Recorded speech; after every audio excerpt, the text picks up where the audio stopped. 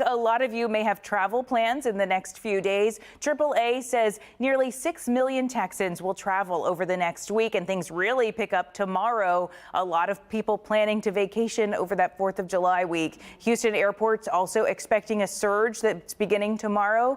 So we've heard from a number of travelers this week about traffic at Bush Airport specifically. So just make sure that you are planning extra time as you head out to your destination.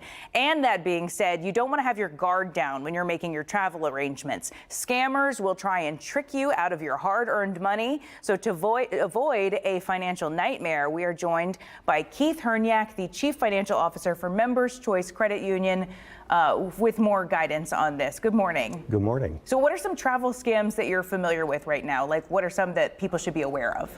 There's a number of them out there. Unfortunately, it's just a reality in modern life. Everything from skimmers on card devices, so at gas stations when you slide your card in and out. Skimmers are little devices that will actually read the magnetic strip on your card and duplicate your card number. Occasionally they show up on ATMs as well. A good best practice is, whenever possible, use a tap method for payment rather than inserting cards. That'll help avoid skimmers. Okay, so that's one if you're planning any road trips this summer. What about if you are, booking hotels or booking a flight somewhere? Are there any scams tied to those that we should be aware of? There are a number of them. So when we're in the planning phase of putting your trip together and looking for those travel deals, you really want to make sure that you're staying with trusted sites. So go direct to the major airlines or the national hotel chains. Be very cautious if deals come towards you, either by text messages or maybe by social media. If they do, good best practice is immediately do a quick Google search on them. That's a good way to kind of root out if it's a potential fraud. What you'll find is that if it's a questionable deal, there won't be any results in your Google search. There won't be any reviews saying that this is a reliable company or the deal is in fact a good deal. So it's a good best practice. Also, you want to make sure that you never tap links, never use links or call phone numbers in deals that come to you.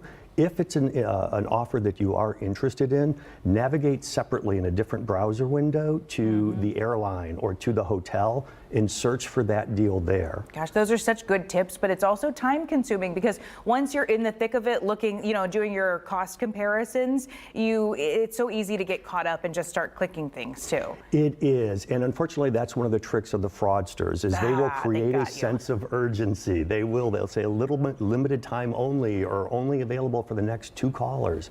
And unfortunately, frauds and scams are extremely sophisticated these days. They literally have phone banks. So if you call those phone numbers, it's entirely possible you are actually speaking directly with the fraudsters, and they will collect your financial information, credit card numbers, account numbers. So they've put together a whole phone bank. It is insane. It really is. They have customer service centers that will help navigate you. Anything to help get you deeper and deeper into the scam and build trust. That's really the key. I mean, I never cease to be surprised by what they're doing, and I think that's one of the messages too, why it's important to keep broadcasting this, because they're coming up with creative ways to steal your money all the time. So what are some of the steps that we should take before traveling? Any like top tips that you have? Absolutely. There are actually a number of strategies that we can use, and most of them are very simple. For example, just notify your financial institution of your travel plans, especially true if you're going international. Reason for that is if your financial institution starts to see transactions show up in Europe and you're actually there, that may trigger a fraud warning and they'll decline that transaction.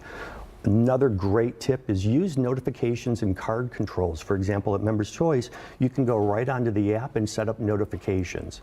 What that will do is actually send you push notices or text messages whenever a transaction hits your account. So if you've made a purchase at a gift shop or at Starbucks at the airport, you should get an immediate notification. But if you see something that's not you, you will know. And you can set that up by location, you can set that up by dollar amount. You can even set spend limits. Say you only want to spend $500 and then you want to be notified. You will still be able to spend more than that, but it kind of puts a cap if you will, of how far fraudsters can get before you have awareness of it. They notify you and say, hey, somebody's trying to charge more than $500. That's a big red flag to them. Absolutely, and it can be cumulative for the day. So if you're out souvenir okay, shopping, it could be a lot. And again, it doesn't stop you, it just simply notifies you of the level of activity that's occurring. Card controls is another great opportunity. Fairly new in the market, it's been around a couple of years now. Basically what card controls does is it allows you to lock and unlock your card. So whether it's a credit card or a debit card. So right. if you leave it in the locked position, then no one can use your card. And what's nice about that is it's real time. You literally just log into the app, unlock it while you're standing in line at Starbucks, make your purchase, and then turn around and lock it. Oh, that's a great idea to use it like just for every day like that. Because I always thought about, when I've lost it and then, I find it in my purse later, which typically is what happens. Exactly. Then you can unlock it. That's a great idea, though, to just use it on a daily basis. Exactly. Last question before we have to end this, but what do we do if we end up getting scammed? Like, what are our first steps that we should take? Great question. So first thing is remain calm, whether you're traveling or just in your daily life. If you receive a notification from your financial institution, whether it's a text message or an email, letting you know that there's a risk of fraud or something on your account's been compromised, take a step back, take a deep breath, and relax. Remember, fraudsters are trying to create a sense of fear and a sense of urgency. They want us to act without thinking. So if that should occur, immediately contact your financial institution. Do not click the links that they present to you. Do not call the phone numbers. You may end up in one of the fraudsters' phone banks. Yeah. The links also, they are very good at mimicking legitimate institutions, but when you read the URL, it's actually slightly different, right? So it's actually taking you to a fraudulent site. So if you get those notices, stay calm. Call the numbers on the back of your credit card or your debit card, or Google search a customer service number for your financial institution and talk to them directly. Know who you're speaking with. Anytime you have that panicky feeling of like, there's only one of these left, I've got to make this huge purchase. Red flags. Yep. Absolutely. All right, Keith Hrynak, thank you so much for coming in studio and talking to us this morning. Thank you.